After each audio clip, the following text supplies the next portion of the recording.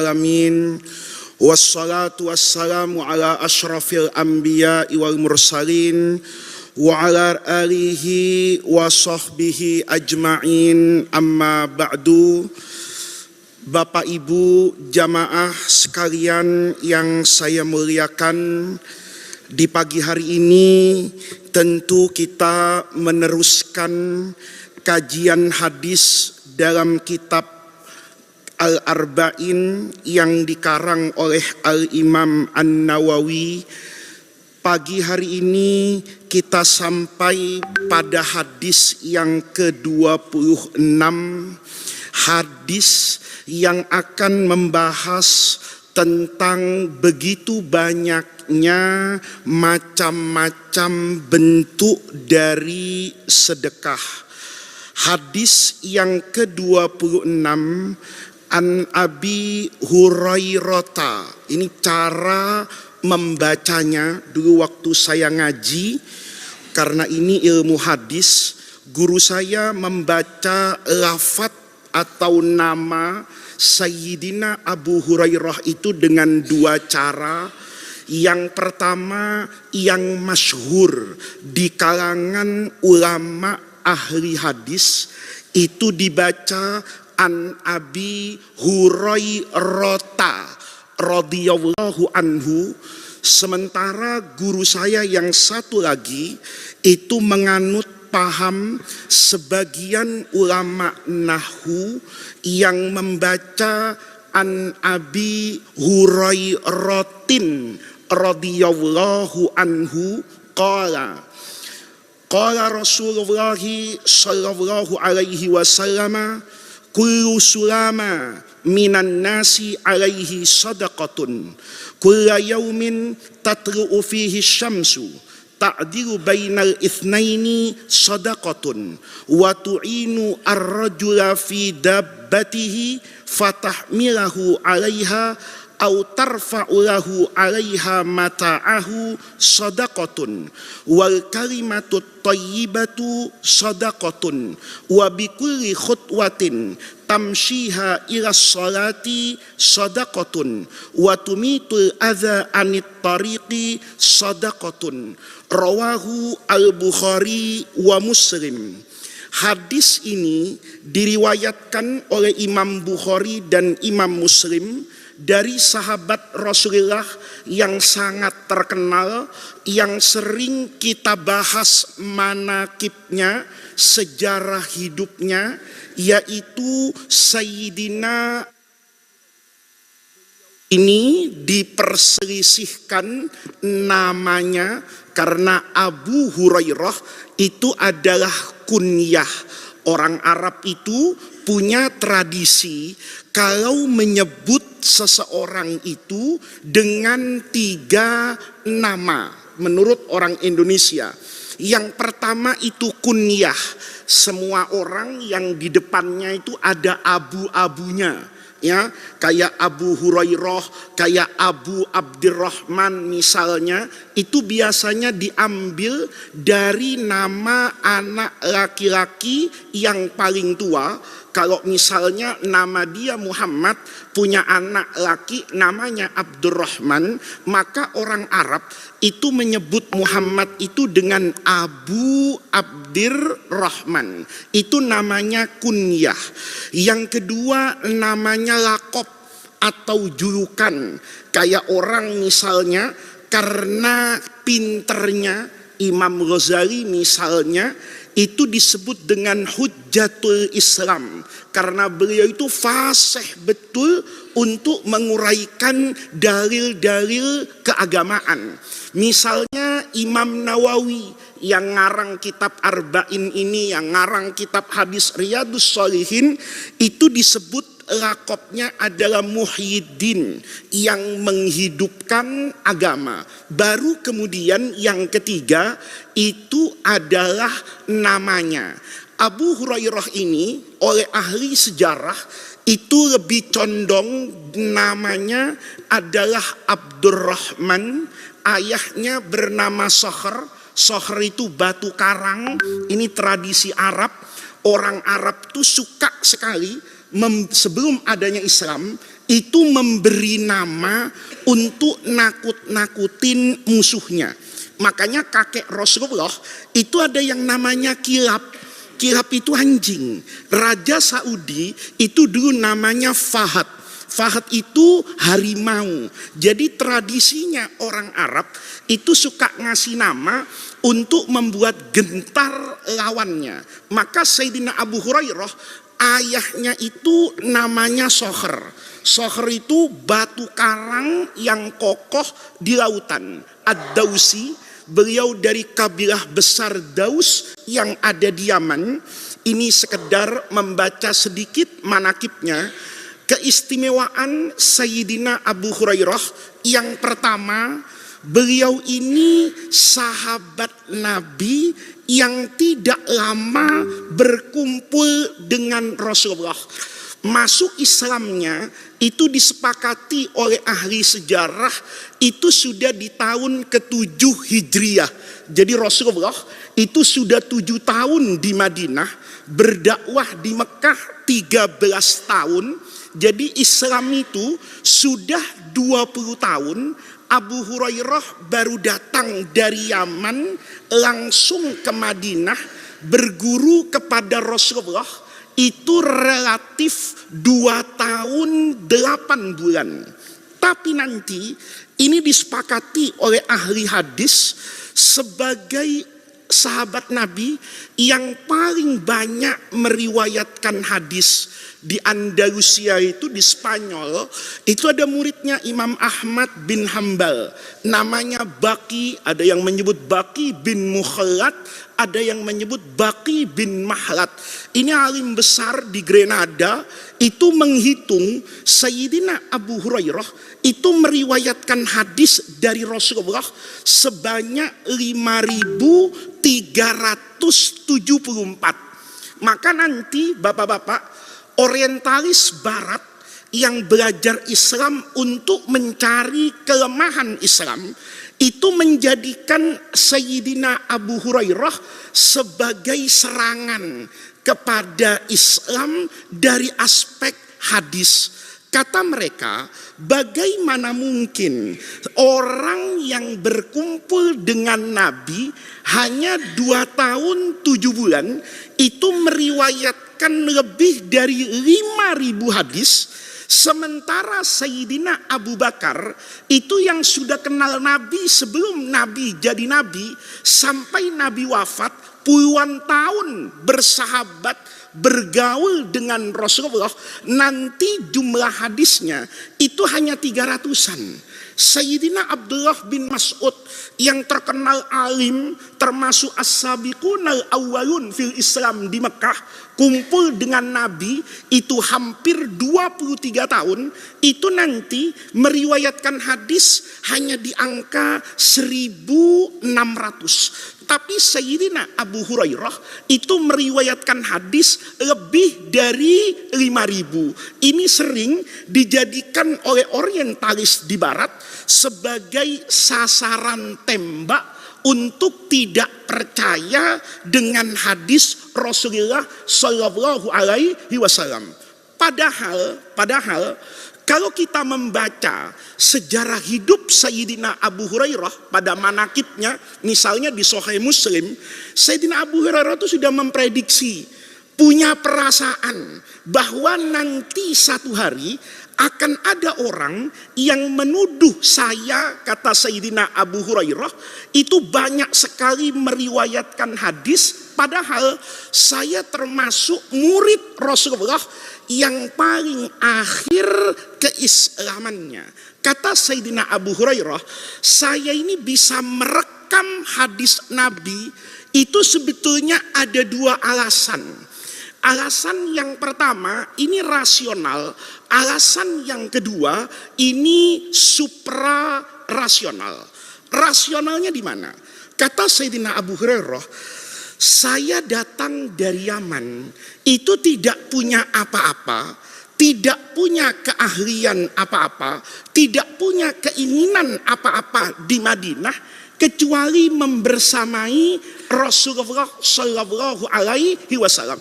Makanya Sayyidina Abu Hurairah ini disepakati oleh ahli sejarah itu tinggalnya di Sufah. Ya, bapak-bapak kalau pernah berziarah ke Masjid Nabi, atau mudah-mudahan nanti kita semua bisa berziarah ke Masjid Rasulullah, itu kalau masuk sekarang itu menuju ke Raudhah, di depan makam Rasulullah yang bukan tempat ziarah, itu ada bangunan yang ditinggikan. Jadi kalau sholat di situ, itu posisinya lebih tinggi kira-kira 1 meter daripada raudhahnya Nabi. Di sanalah dulu Ahlus Suffah itu hidup. Ahlus Suffah itu siapa? Orang sahabat-sahabat Nabi yang miskin mendedikasikan dirinya itu untuk ngaji sama Rasulullah. Maka kata Sayyidina Abu Hurairah, nanti orang akan menuduh saya itu, kok bisa-bisanya 2 tahun 7 bulan hadisnya banyak. Kata Sayyidina Abu Hurairah, bagaimana tidak banyak? Karena kaum Al-Ansor, penduduk asli Madinah, itu kan tanahnya luas. Maka Al-Ansor ini disibukkan dengan tanah pertaniannya. Sementara satu kelompok sahabat Nabi yang namanya Muhajirin dari Mekah ini pinter dagang. Maka yang satu di kebun, yang satu di sawah, Al-Ansor. Sementara Muhajirinnya kayak Sayyidina Abu Bakar, kayak Sayyidina Utsman misalnya, itu disibukkan dengan perdagangannya. Jadi kalau habis subuh ngaji sama Rasulullah, nanti selesai syuruk, yang petani ke sawah, yang pedagang ke Tanah Abang, Pak. Jadi di sini kata Sayyidina Abu Hurairah, mereka itu berpisah dengan Rasulullah. Sementara saya, karena tidak punya pekerjaan, maka Sayyidina Abu Hurairah itu disepakati oleh ahli sejarah, yaduru ma'an Nabi sallallahu alaihi wasallam haitsu madaro. Nabi kemana saja Sayyidina Abu Hurairahnya itu ikut. Beliau itu berpisah dengan Rasulullah. Itu kalau Rasul sudah masuk ke dalam apa ini? Rumah. Tapi beliau itu tinggalnya di samping rumahnya Rasulullah. Kemana Rasulullah pergi, dia mesti ikut. Makanya bapak-bapak, kalau buka buku hadis yang temanya itu musnad, jadi orang ngarang hadis itu metodenya berbeda-beda. Ada yang mengarang kitab hadis tapi mirip fikih. Yang dibahas tuh toharoh, wudu, mandi, sholat. Kayak kitab Bulughul Maram misalnya, atau Sahih Bukhari misalnya. Itu urutannya mayoritas seperti urutan kita ngaji apa itu? Fikih. Tapi ada kitab hadis itu dengan cara mengumpulkan hadis-hadis bukan dengan temanya. Kita biasanya itu ngaji hadis tentang wudu, ya dimasukkan di bab tentang apa ini? Wudu. Hadis tentang sholat, ya ditaruh di bab sholat. Tapi ada kitab namanya musnad. Musnad itu mengumpulkan hadis itu bukan dengan temanya, tapi dengan rawinya dari sahabat. Jadi kalau di Bulughul Maram itu bab wudu, kalau di musnadnya Imam Ahmad itu babu Abi Bakrin. Kalau sudah ketemu bab Abu Bakar, maka di dalamnya itu semua hadis yang diriwayatkan oleh Sayyidina Abu Bakar. Nanti ada bab Umar, ada bab Utsman, ada bab Ali, dan begitu seterusnya. Apa yang ingin saya katakan? Kalau kita buka kitab musnad, itu kita bisa melihat kecenderungan masing-masing sahabat. Tahu-tahu ada sahabat A, hadisnya ini hadis tentang jual beli terus. Maka kita bisa menerka ini pedagang. Kenapa? Kalau Nabi ke pasar, kalau Nabi bicara ekonomi, beliaunya mesti apa ini? Ada sahabat itu meriwayatkan hadis dengan Nabi itu cuma sholat malam aja, Pak. Itu menunjukkan orang ini selalu ada bersama Nabi kalau sholat apa ini? Malam. Tapi Sayyidina Abu Hurairah itu hadisnya kayak supermarket, Pak. Cari apa saja itu Sayyidina Abu Hurairah seolah-olah ikut menyaksikan, ikut hadir. Kenapa? Walaupun 2 tahun 7 bulan, tapi beliau hampir setiap hari bersama dengan Rasulullah. Itu logikanya. Yang kedua, itu berkah doanya Nabi. Jadi Sayyidina Abu Hurairah itu ketika sampai di Madinah ngadep sama Rasulullah. Ya Rasulullah, saya ini bukan petani yang ke sawah, saya bukan petani yang ke kebun, saya bukan pedagang yang punya toko, saya ini datang ingin betul membersamai Rasulullah fil ilmi, terkait dengan apa ini? Ilmu. Kata Rasulullah, bagus. Apa masalahnya kamu kok curhat sama saya? Begini Rasulullah, saya ini selalu bercerita kepada sahabat-sahabat yang lain apa yang saya dengar dari Rasulullah. Kan tidak semua orang bersama Nabi. Kalau satu masa, kata Sayyidina Abu Hurairah, saya ada di kebun, Nabi bercerita tentang hadis perkebunan. Saya sedang sholat malam, Nabi kemudian memberikan hadis yang berkaitan dengan sholat malam. Besoknya itu saya ceritakan, saya sampaikan, semalam saya dapat ilmu ini dari Rasulullah, tadi sore saya dengar ini dari Rasulullah, kemarin siang saya melihat Nabi begini. Selalu saya sampaikan. Maka ada orang bertanya kepada saya, wahai Abu Hurairah, kamu ini apa yang kamu lihat, apa yang kamu dengar, apa yang kamu saksikan, itu kamu rekam di dalam otakmu dan kamu sampaikan kepada kami. Saya ingin dapat kepastian, benar enggak? Jangan-jangan ada yang lupa Abu Hurairah karena kebanyakan apa ini? Hafalan. Maka mendengar itu, Rasulullah Shallallahu Alaihi Wasallam itu melihat kecenderungan masing-masing sahabat. Kata Nabi, wah ini bagus sekali ini. Ini akan menjadi apa ini? Mata rantai penyambung ajaran Islam. Maka Rasulullah waktu itu pakai rida. Ini ada di Sahih Muslim ini cerita ini. Rida itu kalau sekarang sorban. Maka kata Rasulullah, ya Abu Hurairah, ini sorban bentangkan. Jadi tangan Nabi megang di sisi kanannya, Abu Hurairah megang di sisi apa ini? Kirinya. Dibentangkan di depannya, kemudian Rasulullah itu meludah. Kata Rasulullah, usap rida ini ke mukamu.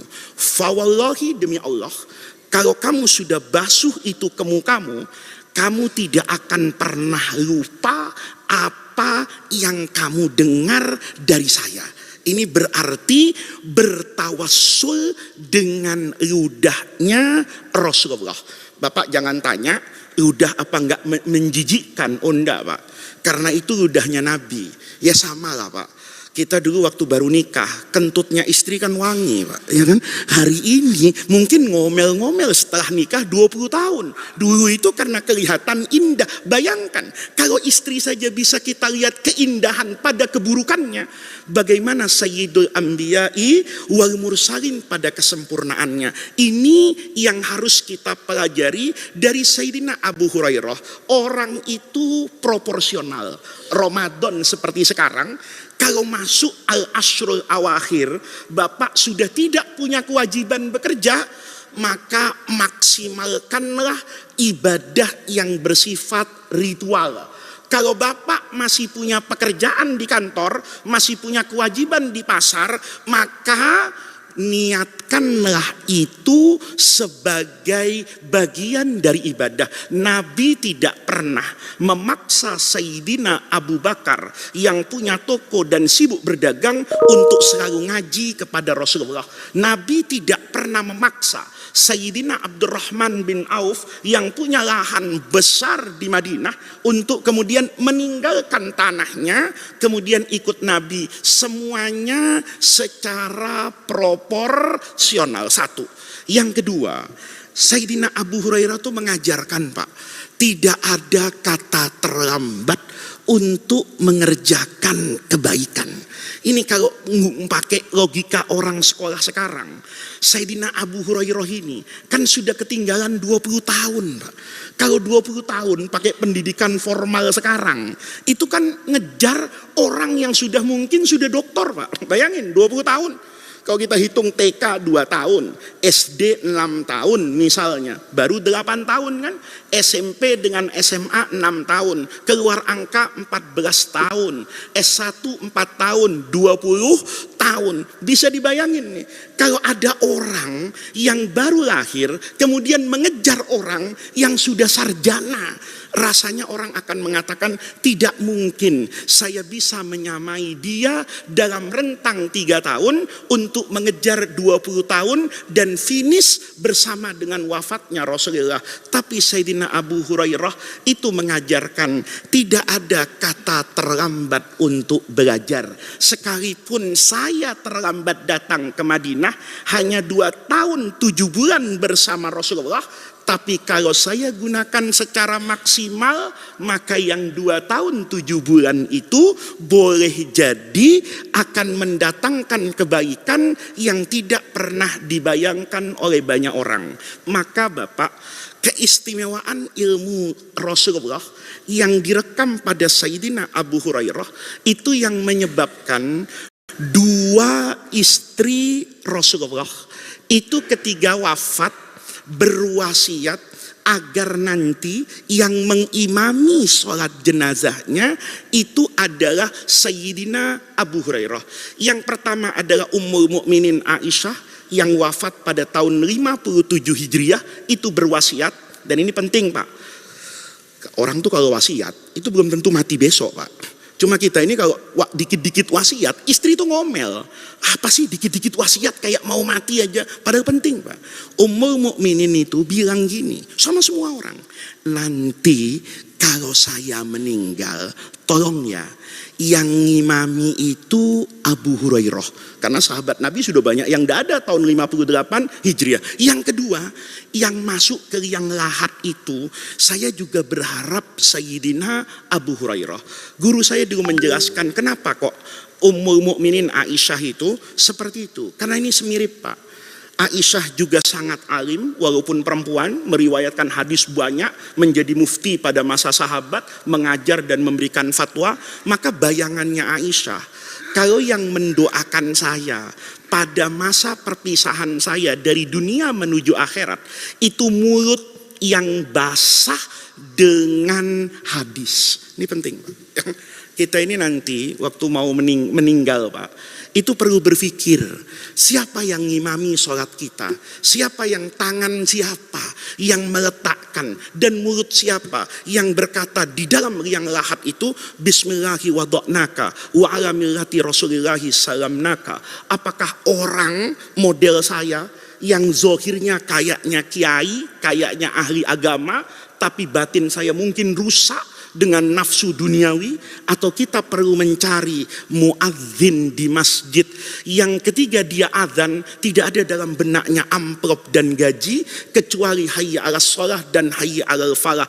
Kalau mulut ini yang bersih, hati yang bersih, kemudian berdoa pada masa akhir perjalanan kita di dunia, bismillah, dengan nama Allah, wada'naka, saya letakkan engkau di liang lahat ini, wa ala millati Rasulillah, dan di bawah panji agama Rasulillah, salamnak, saya serahkan jasad ini ya Allah kepadamu. Yang ngomong mulutnya bersih, tangannya tidak pernah berbuat kerusakan apapun di muka bumi. Insya Allah orang tadi mendapatkan keistimewaan, keamanan di alam kuburnya. Itulah yang menjadikan 2 istri Nabi. Yang pertama Sayyidatuna Aisyah pada tahun 57 Hijriah. Yang kedua Sayyidatuna Ummi Salamah radhiyallahu anhuma pada tahun ke-58 Hijriah. Nanti Abu Hurairahnya itu diperselisihkan apakah wafat di tahun yang sama dengan Ummi Salamah 58 atau setahun kemudian tahun 59 Hijriah. Apapun, ketika Abu Hurairah nanti masuk ke liang kubur, maka air mata penduduk Madinah itu bukan saja sedih atas kepergiannya, karena mereka khawatir ilmu Rasulullah juga ikut masuk ke dalam apa ini? Kuburan. Ini sekelumit tentang Sayyidina Abu Hurairah, orang yang hidup sangat bersahaja sampai wafatnya. Beliau ini di masa Sayyidina Umar itu pernah diangkat jadi pelaksana tugas gubernur Madinah Pak. Jadi ketika Sayyidina Umar sering keluar kota, ini Abu Hurairah diangkat jadi gubernur. Anak gadis beliau, ini penting Pak, anak gadis beliau itu yang paling cantik se-Madinah. Itu bapak-bapak yang pertama tidak pernah pakai gelang emas. Padahal beliau anak gubernur, circle-nya kan sosialita Madinah. Maka anaknya itu ketika masih kecil, umur 11 tahun, 12 tahun, itu pernah datang nangis ke bapaknya. Karena dibully sama teman-temannya. Karena di kedua tangannya, di lehernya, di telinganya, itu tidak ada perhiasan yang menunjukkan kalau ini anak gubernur Pak. Hidupnya itu bersahaja betul. Yang lain gelang emas, mungkin anaknya itu gelang karet Pak. Maka anaknya itu nangis. Lapor sama Sayyidina Abu Hurairah, ya abati, apa ndak bisa bapak berikan saya emas 1 gram 2 gram saya pakai? Apa kata beliau? La ulbisuki dzahaba li anna abaki khasya minal lahabi. Saya ini tidak memakaikan engkau adzhab karena saya sebagai pemimpin khawatir kalau anak saya pakai gelang emas, ada rakyat saya yang susah makan nanti di akhirat. Adzhab ini bukan mengantarkan kita ke surga, tapi mengantarkan kita ilal lahabi, kepada api neraka. Hebatnya lagi Pak, ini Sayyidina Abu Hurairah. Ini bapak-bapak nanti itu dinikahkan Pak, bukan dengan orang kaya. Padahal ini paling cantik ini. Kakak ipar-iparnya khalifah yang terkenal Umar bin Abdul Aziz itu melamar anak gadisnya Abu Hurairah. Itu nggak ada yang diapakan Pak, diterima itu. Kata tetangganya, kau mau cari mantu apa? Anak presiden ngelamar kok ditolak. Anak konglomerat ngelamar di Damaskus kok ditolak. Itu bapak-bapak dikasih kepada siapa ini? Kepada muridnya yang miskin, yang namanya Sa'id bin Jubair, Sa'id bin Musayyib. Ini Pak, menarik waktu nikahnya itu. Sa'id ibn Musayyib ini murid utamanya Sayyidina Abu Hurairah. Pinter, soleh, miskin Pak. Itu dipanggil sama gurunya Abu Hurairah ini. Nak, kamu mau nikah enggak? Ya mau guru, siapa yang enggak mau nikah? Tapi kan persoalan bukan nikahnya. Cateringnya itu siapa yang bayar? Mas kawinnya itu gimana? Wong sekarang emas segramnya 3 juta, saya bagaimana punya uang? Kata siapa ini? Wong hidup sendiri aja susah. Saya mulut satu aja sehari kadang enggak makan, gimana kalau itu sama Abu Hurairah itu Pak. Dibilang, diam kamu. Ini uang, dikasih uang Pak. Dikasih modal. Tapi disumpah nih mantunya ini, kamu saya kasih uang cukup untuk melamar anak saya. Besok kamu datang ke rumah saya, bawa emas, bawa seserahan, bawa parcel semuanya. Tapi ada syaratnya. Apa? Uang ini saya kasih sama kamu. Yang tahu cuma saya, kamu dan Allah. Nih, jangan sampai anak saya tahu. Kita ini kadang-kadang mertua kan ngasih tahu sama anaknya, itu suamimu saya bantu, saya berikan rumah di Cibubur, saya kasih mobil. Akhirnya istrinya itu tinggi hati gitu loh. Abang inget bang ya, masuk ke sini cuman modal kolor doang kan gitu kan. Itu yang tidak diinginkan oleh Sayyidina siapa itu? Abu Hurairah. Maka kata beliau, kalau kamu mau saya sumpah dulu demi Allah, ini uang saya kasih sama kamu, tapi yang tahu cuma saya, kamu dan Allah. Sampai istrinya tidak dikasih tahu Pak. Jadi anaknya itu tidak ada yang pernah tahu Pak. Nanti Sa'id ibn Musayyib itu mengulangi lagi. Dia punya anak perempuan, dilamar banyak orang, cantik, itu dikasih sama muridnya Abu Wida'ah. Dari situ nanti cerita ini, kata Abu, kenapa guru seperti ini, kok baik sama saya begitu? Apa kata beliau? Karena dulu guru saya memperlakukan saya sebaik itu, maka saya ketika punya uang, saya ingin memperlakukan murid saya sebagaimana dulu guru saya memperlakukan saya. Ini istimewanya Sayyidina Abu Hurairah. Hadisnya bapak-bapak sekalian, ini sangat penting untuk hari-hari ini. Kata Sayyidina Abu Hurairah radhiyallahu anhu, Rasulullah itu bersabda, kullu sulama minan nas, setiap persendian, sendi ini yang bergerak-gerak, Ini diartikan oleh para ulama, setiap anggota tubuh, organ tubuh manusia yang memiliki fungsi tertentu dalam kehidupan. Mata melihat, tangan mengangkat, kaki bergerak, hati memilih misalnya. Semua organ manusia itu alaihi sedekah. Sebetulnya dia punya kewajiban untuk apa ini? Sedekah. Jadi Bapak, kalau Bapak kakinya sehat, nih kakinya sehat, nanti 10 malam terakhir di Masjid Darussalam ini ada qiyam, maka Bapak, rahmat Allah ini luar biasa. Bapak sholat malam itu, Bapak dicatat oleh Allah mengerjakan isaknya fardu, mengerjakan terawihnya sunnah muakkadah, qiyamul lailnya sunnah muakkadah, iktikafnya sunnah, sahurnya barokah. Nih lihat nih, itu catatan hukum fikihnya. Tapi mengerjakan kewajiban sholat isya itu pahalanya Pak, bukan cuma dapat gugurnya kewajiban, tapi Bapak dicatat oleh Allah sebagai orang yang bersyukur dengan cara sedekah. Nih, orang kalau punya uang, sedekahnya ngapain? Ngasih makan orang lain. Orang kalau punya harta, sedekahnya ngapain? Ya ngasih bantuan harta. Maka kata Allah, kalau kamu kakinya sehat, suruh kakinya itu sedekah. Ya kalau setiap hari jarang sholat malam, minimal Ramadan sholat apa ini? Malam. Nanti semua anggota tubuhmu yang bergerak untuk mewujudkan kebaikan itu dicatat oleh Allah sedekah tanpa kamu mengeluarkan apa ini? Uang. Apa contohnya? Kulla yaumin, setiap hari. Tatlu'u fihi syamsu, begitu matahari terbit, ta'dilu bainal itsnaini. Ini hakim di pengadilan ini. Ta'dilu, kamu memberikan keadilan bainal itsnaini, di antara dua orang yang berselisih. Nih, polisi bikin BAP, jaksa menentukan P21 atau tidak, ya. Kemudian hakim memutus di pengadilan, pengacara membela sesuai proporsional. Kalau niatnya adalah bersikap adil kepada semua pihak. Yang zolim harus menerima hukuman, tapi hukumannya proporsional. Tidak boleh dia dihukum melebihi kepantasannya. Yang mazlum dibela supaya haknya ditunaikan oleh orang yang berbuat apa ini? Zolim. Maka hakim di pengadilan yang seperti itu setiap hari dicatat seolah-olah beliau sedang apa itu? Bersedekah. Nih lihat ya.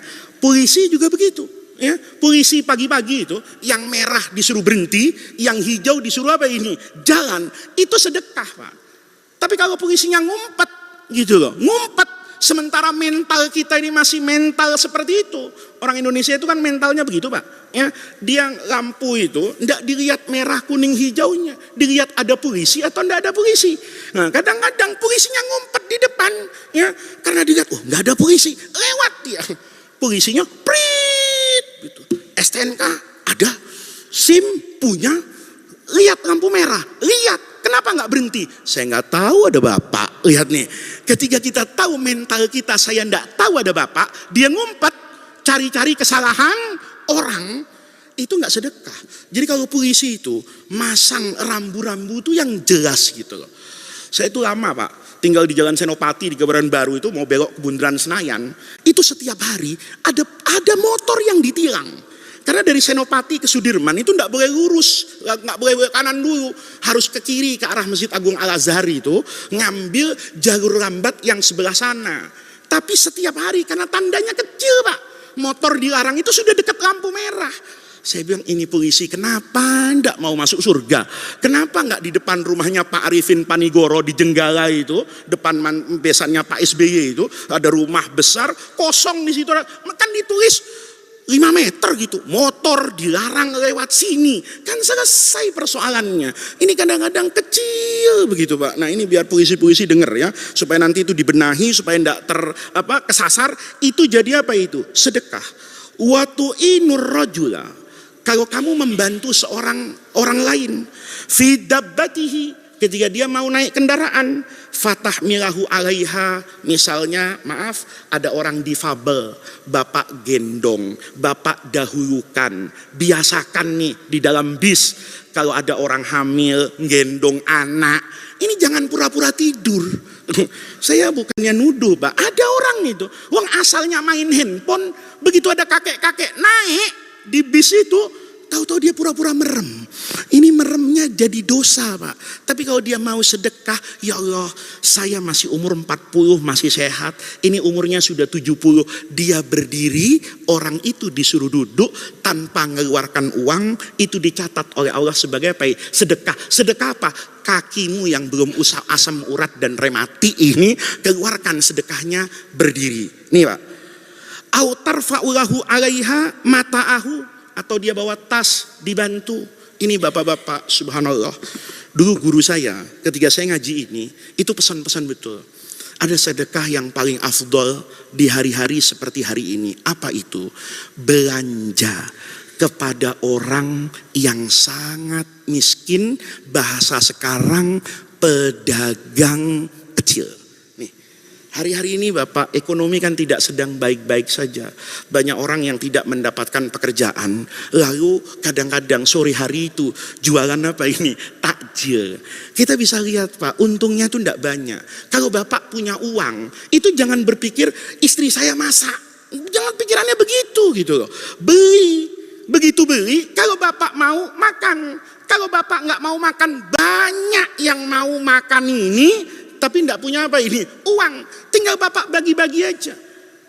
Satu Pak. Kedua, ada orang dagang sekarang. Itu orang gabut Pak. Tahu orang gabut? Karena ikut tren jualan, dia jualan. Padahal dia tidak butuh untuk jualan itu. Dia jualannya di samping orang yang betul-betul apa ini? Butuh. Ya, kan saya sering kalau sore itu ngelihat Pak, ada orang itu cuma pakai lapak ala kadarnya. Ada yang satu, ya, saya sebut aja mobilnya HR-V Pak. Ada yang CR-V, dibuka ininya, dijualan kolak gitu. Yang ini jualan kolak Pak, untuk menyambung hidupnya sahur nanti. Yang ini cuma gabut, iseng-iseng, pansos, cuman mau ada TikToknya gitu loh. Yang kayak gini nih Pak, ini namanya orang nggak punya rasa. Jadi kalau ada orang yang uangnya sudah cukup, sudahlah, nggak usah dagang. Kadang-kadang yang beli banyak, tapi nggak habis. Kenapa? Yang dagang kebanyakan. Nih Pak RT sama Pak RW nanti tanggung jawabnya besar di akhiratnya. Untuk apa? Bikin aturan Pak. Kalau rumahnya bagus, garasinya cukup, carportnya 3 mobil, larang untuk jualan. Kenapa? Ada orang lain Pak, yang hari ini hanya ingin menyambung nasib baiknya di lebaran nanti. Hanya ingin supaya anaknya punya baju yang baik. Hanya ingin supaya cucunya bisa bersilaturahmi di kampung dengan kakeknya. Ini namanya sedekah. Ya, Ustadz juga begitu Pak. Yang undangannya sudah terlalu banyak itu kasihlah yang tidak diundang-undang itu. Itu juga bagian dari apa itu? Sedekah. Ketika dia, kata masih, Ustadz tolong ceramah. Mikir Ustadz ini, saya 11 bulan ini udah penuh, tapi ada yang tidak diundang-undang orang.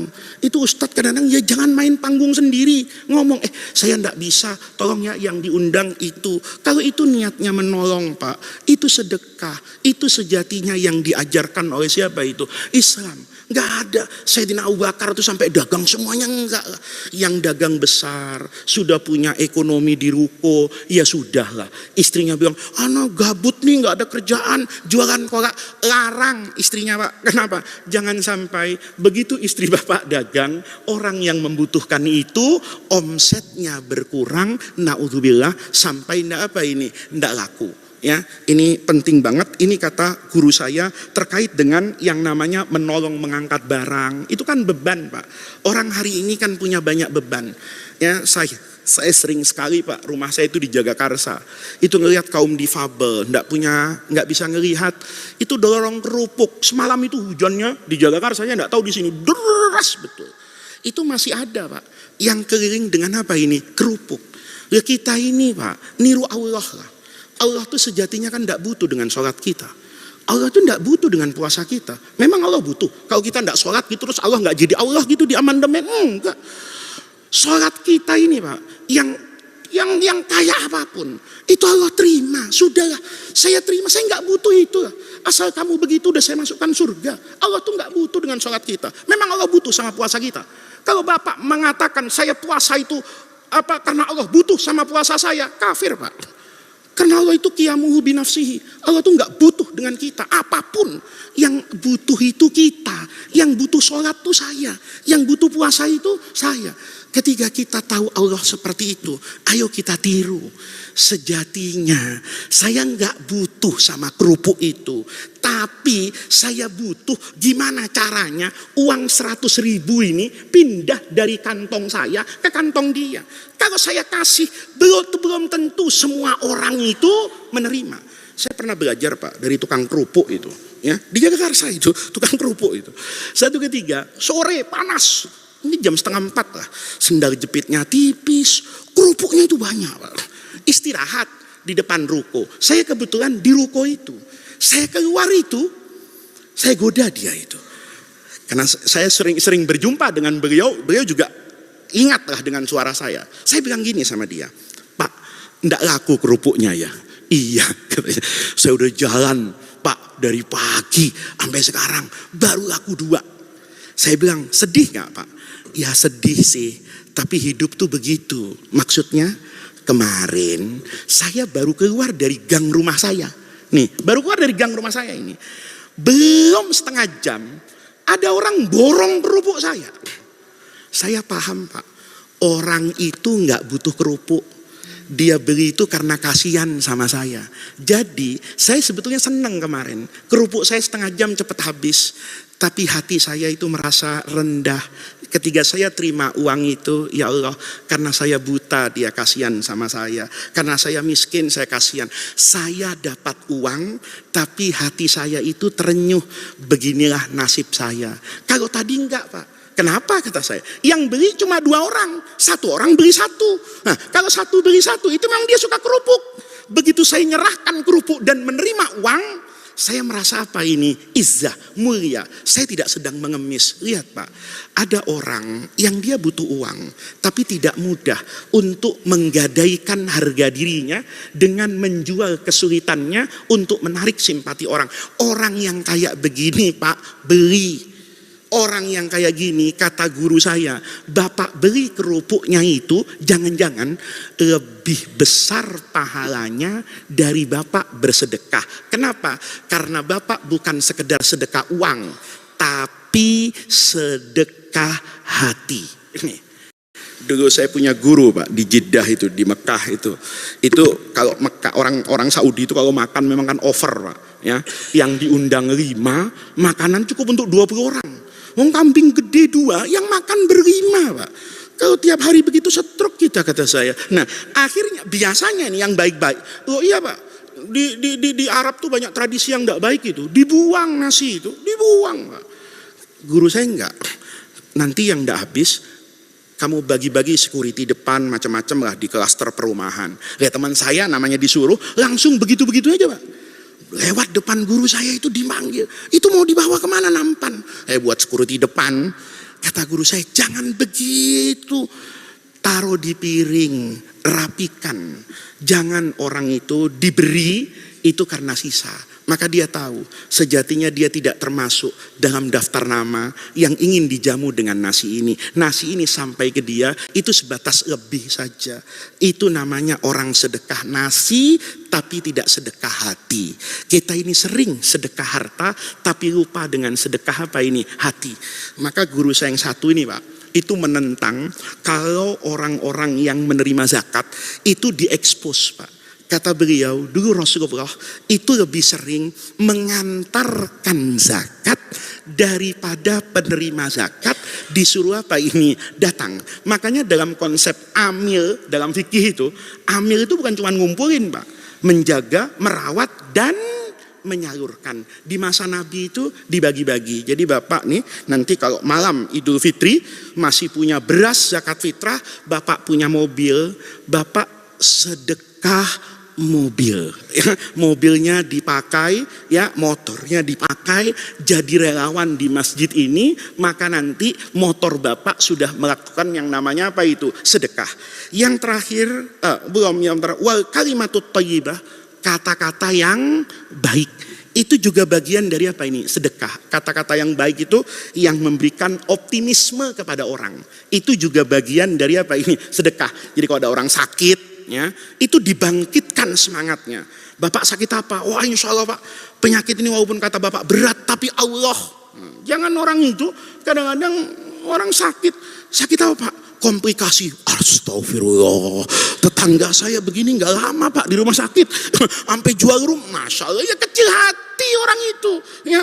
Kalau ada orang sakit itu jangan bicara mati, jangan bicara biaya, kasih apa itu? Semangat. Itu namanya al-kalimatu at-thayyibah wa bikulli khatwatin. Subuh ini Pak, tamshiha ila sholati sedekah. Ya, insya Allah saya termasuk yang sedekahnya paling banyak karena rumah saya paling jauh ke masjid ini. Itu setiap langkah ke masjid itu dijadikan apa ini? Sedekah. Maka ada tradisi dalam Islam termasuk sholat Id itu jalannya berbeda. Ya, supaya apa? Malaikat tadi itu Pak yang doakan kita itu yang piket di situ. Nanti yang di Transyogi itu beda dengan yang di tol tadi. Kalau kita beda malaikat, maka kita seolah-olah didoakan oleh banyak apa ini? Malaikat. Wa tumitul adza anit tariq, menyingkirkan apa ini? Duri dari jalanan. Sekarang apa? Parkir mobil. Ya. Saya beberapa hari yang lalu itu masuk ke gang sempit Pak. Itu kok jadi macet? Ternyata ada mobil kejeblos Pak. Kenapa? Karena banyak parkir itu sembarangan. Bapak kalau nanti jalannya sempit, buat aturan, ini satu arah. Kalau parkir di sebelah kiri semuanya saja. Kalau nanti orang dagang, ya, Bapak punya rumah misalnya, mobilnya nggak ada, Bapak bilang, yang mau beli kolak sebelum maghrib, parkir motornya di garasi saya. Kenapa? Karena nanti ada orang Pak yang dulu hanya memahami paku, beling di jalan, dia singkirkan. Sekarang apapun yang mengganggu lalu lintas, Bapak atasi itu. Makanya polisi ini Pak, kalau ngatur lalu lintas itu paham hadis ini, itu pahalanya luar biasa. Pak Ogah itu kalau ngatur niatnya ini, itu pahalanya besar Pak. Tapi kalau ngatur ngelihat yang buka kaca, itu lain masalah ya. Kalau ini bukanya kaca, terus lancar yang dari sini. Yang ini kebetulan kacanya nutup semua, nggak jalan-jalan. Itu jangan tanya sama pengajian saya ya. Tapi yang menjaga harmonisasi antar lalu lintas, itu kata Rasulullah, itu bagian dari apa itu? Sedekah rawahu al-Bukhari wa Muslim. Hadis ini diriwayatkan oleh Imam Bukhari dan Muslim. Itu mengajarkan kepada kita begitu banyak jalan untuk masuk ke dalam surga. Ini ada ibu-ibu, nanti ibu-ibu yang sedang haid, ibu-ibu yang punya anak kecil, ibu-ibu yang asisten rumah tangganya pulang, itu jangan patah semangat ya. Karena tidak bisa sholat malam, lalu merasa tidak dapat Lailatul Qadar. Lailatul Qadar itu tidak ada syaratnya ibadah dalam bentuk tertentu. Jadi kalau suaminya husuk di masjid, ibu husuk di dapur, masak, itu nanti pahalanya bagi dua Pak. Bukan bagi dua, sama-sama dapat. Nanti yang gak sholat tahajud itu tinggal ngomong sama malaikat. Malaikat tahu gak? Suami saya di Darussalam itu dari Isya sampai sahur zikir dia, sholat dia, tenang. Kenapa dia tenang di Darussalam? Karena tahu asal pulang masakan udah ada. Ayo coba Bapak, begitu pulang istrinya belum masuk. Kenapa? Kan kita sama-sama tahajud tadi. Saya yakin tahajud besok Bapak kepikiran, ini masih ada gak warung yang buka? Kenapa? Lihat Pak, nanti kan sama Pak, security itu jangan tahajud gitu loh. Kalau security tahajud Pak, malingnya husuk juga nyolong. Mobil saya semalam tuh di kacanya dipecahin cuman sekedar parkir sebentar ya, tapi karena tidak ada tukang parkirnya, hujan, maka tukang parkir security masjid ini jangan suruh masuk. Sudah ini malam itu Qadar. Oh enggak, nanti security depan itu akan bilang, ini orang-orang tenang sholat di Darussalam karena enggak takut spionnya dicabut, kacanya enggak. Kenapa? Karena saya patroli. Nanti dia masuk surga karena security-nya, bapak masuk surga karena tahajudnya. Itulah rahmat Allah. Jangan bapak atur-atur, jangan bapak sempit-sempitkan. Selama itu bagian dari aktivitas anggota tubuh yang mendatangkan manfaat dan kebaikan kepada orang lain, maka dia berhak disebut dengan sedekah. Ini yang bisa saya sampaikan. Mudah-mudahan Allah jadikan jam'ana hadza jam'an marhuma wa tafarruqana min ba'dihi tafarruqan maksuma. Mudah-mudahan hadirnya kita di majelis yang baik ini, langkah kaki yang kita gerakkan ke masjid ini, amal ibadah yang kita lakukan di bulan yang baik ini menjadi tawassul dan wasilah kita, menjadi kunci keberkahan Allah berikan kepada kita, kebaikan hidup di dunia dan kebaikan hidup di akhirat. Rabbana atina min ladunka rahmah wa hayyi lana min amrina rasyada. Allahumma la tahrimna khaira ma indaka li syarri ma indana. Kurang lebihnya saya mohon maaf. Wallahul muwaffiq ila aqwamit thariq. Wassalamu alaikum warahmatullahi wabarakatuh.